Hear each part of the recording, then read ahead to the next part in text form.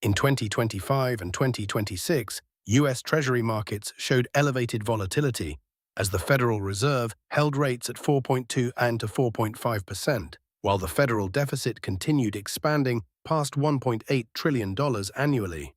The last comparable sudden bond market dislocation, 1994. This is that archive. This is an archive of the 1994 bond market episode. Historical data only. Not a forecast, not investment advice. Chapter 1. The context. 1993. 1993 was a strong year for bonds. The Federal Reserve had cut the federal funds rate to 3% in September 1992 in response to the recession following the Gulf War and held it there for over a year. Long-duration Treasury bonds rallied significantly through 1993.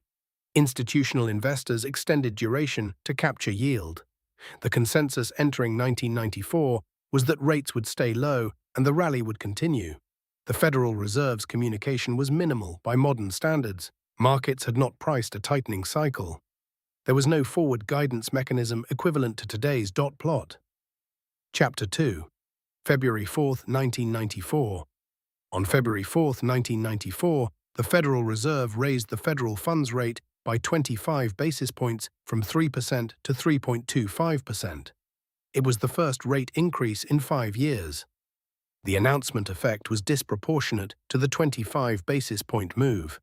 The 30-year Treasury yield had been approximately 6.2% at the start of 1994. It reached approximately 8% by November. Over the course of 1994, the Federal Reserve raised rates 7 times, taking the federal funds rate from 3% to 5.5%, a 250 basis point increase in 11 months. Chapter 3. The documented losses. The U.S. bond market lost approximately $1.5 trillion in value over 1994. It was the worst year for bonds since records began. The Financial Times described it as a massacre. Orange County, California filed for bankruptcy in December 1994 with losses of approximately $1.7 billion, primarily from leveraged bets on interest rates staying low through inverse floaters and structured products. Mexico's peso crisis of December 1994 was partly attributed to the tightening of U.S. financial conditions as capital repatriated to capture rising dollar yields. Chapter 4. The amplification mechanisms. Mortgage-backed securities amplified the move.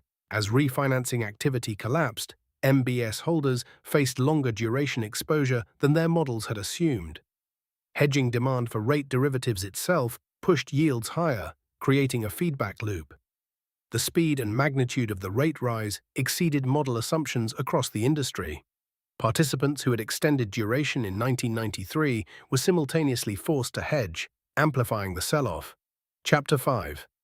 The common observations. 3 documented episodes of rapid Federal Reserve tightening after extended low-rate periods, 1994, 1999 to 2000, and 2022, each produced bond market dislocations within 12 months of the first hike. The 1994 observation: bond losses were severe while equities ended the year approximately flat. The bond market registered the repricing before equities did. Chapter 6. What the historical record shows. This archive does not predict whether current Treasury market conditions will produce a comparable dislocation. It documents the 1994 sequence. Extended low rates, consensus rates would stay low, unexpected tightening, bond losses of historical magnitude. The archive stays open. This is what the historical record shows.